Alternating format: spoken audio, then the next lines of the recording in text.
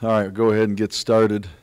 Looking forward to getting practice underway this afternoon. We got meetings at 2:45, and then practice number one will begin at about 4:30 or so. We'll have a short walkthrough ahead of time and be out on the field. Plan to be out there for about 2 hours. This spring, the schedule will look very similar to what last spring's schedule did, which was kind of a first for us in our program in terms of having spring break fall in the middle, in between the first practice and the 15th practice opportunity. So we'll have practice today and Wednesday.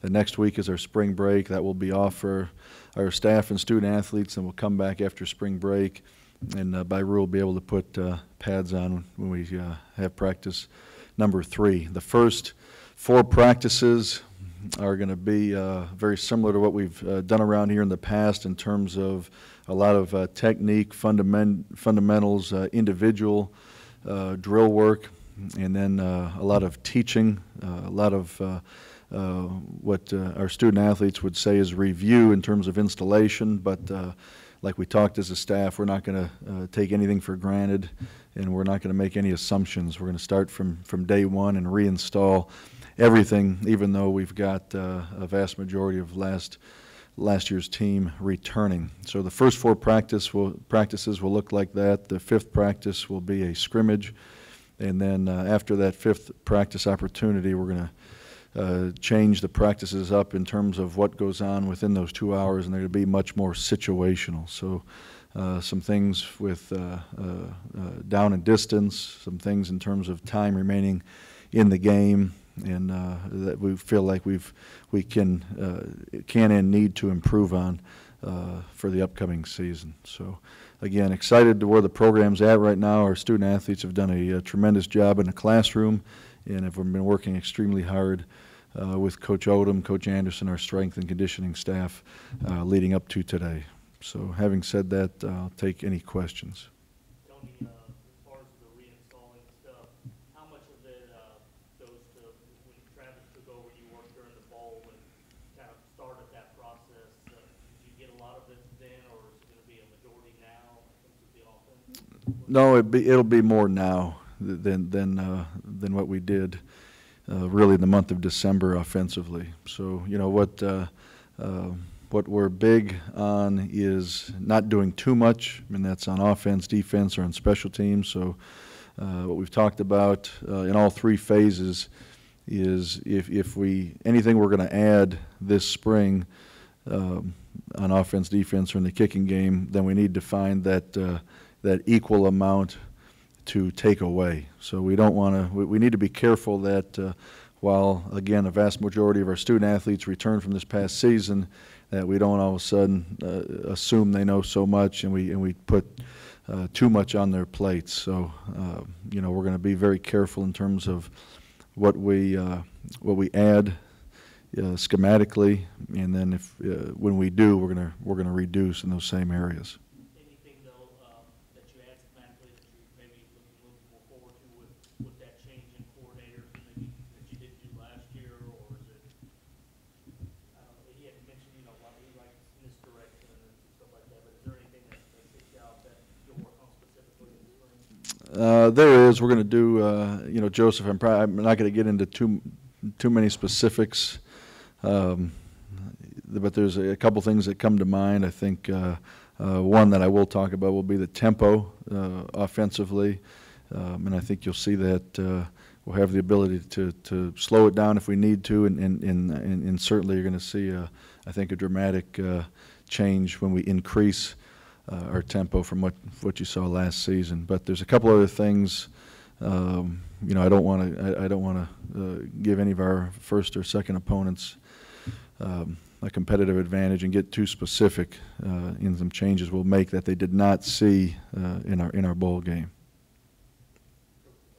Last season coming into the spring, everything you talked about was changed, from the coordinator, everything to the uniform. Mm-hmm. It's kind of good to have some stability this season. It definitely is, and again, and I mentioned this to staff. I'll always think change is good, So and it goes back to me meeting with Coach Gibbs and Coach Bush a couple weeks ago and saying, starting with practice 6, this is what the schedule is going to look like, and it's going to be really unlike anything we've ever done in the past here, in just in terms of when we're doing things, kind of splitting up our individual periods. So we'll start off at individual, and then after 10 minutes of individual, we're going to a situation for 10 minutes, and we're coming back to individual. So just to change it up and really emphasize the understanding the game of football.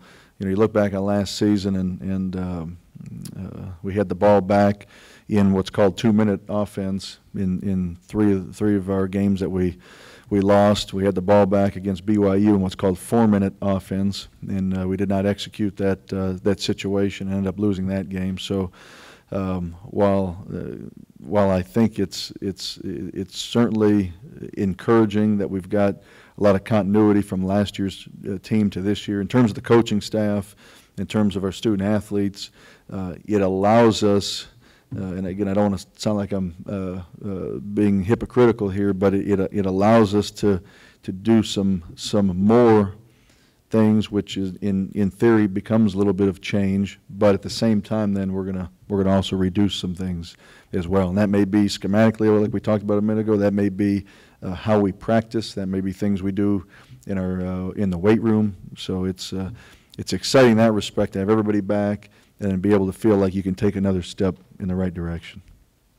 Is it fair to say that just the cornerback position is one that is for you to look at pretty good, just because of the fact that you don't have any guys back and the transfers that you have coming in? Yes, the cornerback position, yes. And we're going to have, I've said this for a few years now, we're going to have great competition regardless of position. When you look at corner and losing multi-year starters in Zach McMillan and Thomas Bates, we've got a lot of young men back that played significantly for us this past season.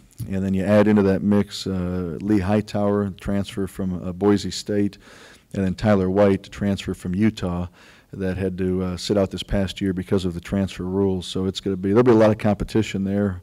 And again, really excited about the guys coming back and to seeing Tyler and Lee compete as well. You talked about a guy like Keith who took it, kind of a step forward. Mm-hmm. What are you looking to see from him? Well, I think when you talk about Markeith, and I'll start with the coaching staff and then kind of go from there to our fan base. He comes here very heralded, if you will, whatever he was rated out of high school, and went to USC, and then went and had a very successful stay at the junior college, and then came to our place. I think people forget, or maybe didn't know, he didn't get here till after we played a game or two. He didn't get here till the beginning of this past September. And so he's trying to work his way into shape. He's from the summertime, all of a sudden arriving on campus, and he's enrolled in 5 classes. He's trying to play his way into shape. He's trying to learn a brand new offensive system, and that takes time. And again, I think unfairly, and I'll start with our coaching staff, unfairly when a young man comes in, you've got tremendously high expectations for, and he's not producing from the moment he steps on campus. Whose fault is it? It's not his fault. It's not our fault. There's expectations there, and it takes time. So I think we saw what he's capable of in the bowl game, and he's a special young man. He's a very talented young man as well, so now, to me, this past season to me was like his true freshman year, with all that I just described that he had to go through, and now to go through our weight strength and conditioning program, to go through spring practice, and then to have an opportunity to be here in the summer when our young men work on their own. I'm excited about the things that he'll be capable of doing going into his, I'm going to say his sophomore campaign, but it'll be his last in our program. He'll be a senior for us. And I know last season, us the guys, every time we came to spring, some practice we had to on the quarterback position. Mm-hmm. You got that on the corner, which y'all felt very good. Mm-hmm. What do you expect to be? Do you expect to play both of them next season? Well, it's too early to answer that. David Bassity how about maybe moving John O'Corn to tight end? And I told him we don't use a tight end in our offense. So everybody's got their opinions. I think it's too early in terms of making projections for next season. But I think we've got some. I know we've got some depth there when you talk about those guys returning, playing quality minutes for us. I expect Billy Kosh to improve as well. He's in the mold of a Markeith Ambles that just got here last summer, was coming off a knee injury, is certainly I think feeling a lot more comfortable in our program right now. And then Bear Fenimore was the freshman we signed that enrolled in January, so he'll be out there throwing the ball around this afternoon as well. So again, it's going to be a lot of familiar faces when we've had a couple of team meetings here the last 2 months or so, and again, for me to be able to stand up here and see a lot of familiar faces sitting in our team meeting room is certainly encouraging, and at the quarterback position especially. Can you talk about what you think you want to work with John on during this time you're going to have with him in the spring? Well, John O'Corn falls into that category, is I mentioned earlier, and really all of our student athletes do, but he was just an 18-year-old freshman a year ago, so he has got to understand the situations as good, if not better, than anyone in terms of where the ball is, the down and distance, what the score is, 2-minute, 4-minute, coming out, backed up. So we've got a lot of things we're going to throw at them. When you're a quarterback, regardless of offense, you've got to be like a coach on the field, and so that's something with the experience John gained, the valuable experience John gained playing for us this past fall, that he's got to be able to take that next step, and I'm confident he certainly will, that next step in understanding the entire game of football and the situations that come up within each game which allow you to be successful.